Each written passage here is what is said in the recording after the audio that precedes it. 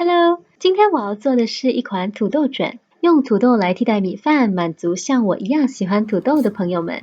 首先，我们来将土豆和田薯都去皮。你知道吗？土豆里面有非常丰富的钾盐、维他命 C、镁等等营养，而红薯还有非常丰富的胡萝卜素呢。作为主食或是午后的零食都是非常合适的。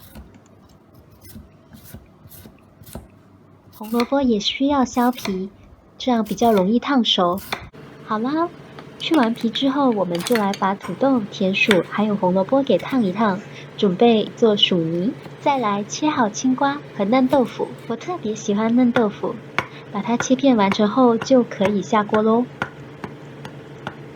在这里我用的是香椿菜油，热一下就可以闻到非常香的香椿味道了。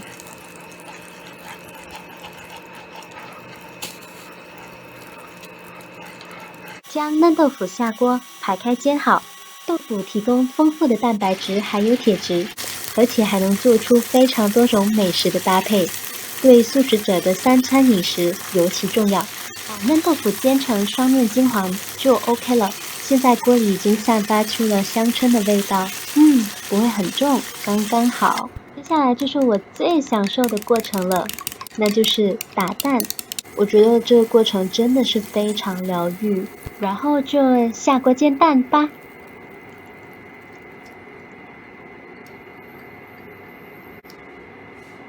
不用几分钟的时间，就已经蛋香满天飞了。这么快，材料就已经准备得七七八八了。那现在我们就来做薯泥吧。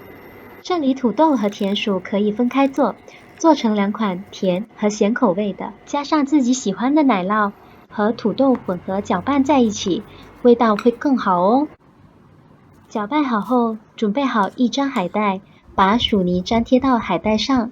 我们尽量粘贴得均匀一些，也不要粘得太靠后，这样后面卷起来会更容易一些。这一款的材料比较简单，首先加上青瓜。青瓜有很好的抗氧化剂，我们可以多加一点哦。然后加上切成长条的煎蛋就 OK 了。喜欢甜一点口味的朋友呢，可以搭配田薯、萝卜。喜欢有嚼劲的话，也可以把萝卜削成条状生吃。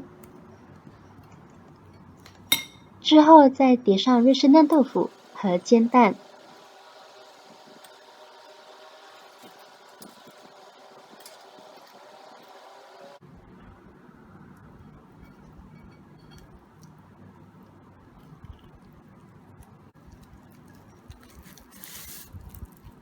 最后卷好，切片，这样我们两款分别甜和咸味的薯泥卷就完成啦。上班的朋友可以方便的做成便当，冷冻起来。希望这两款简单清爽的薯泥卷可以让你们吃得开心、健康、快乐每一天。我们下期见啦，拜拜。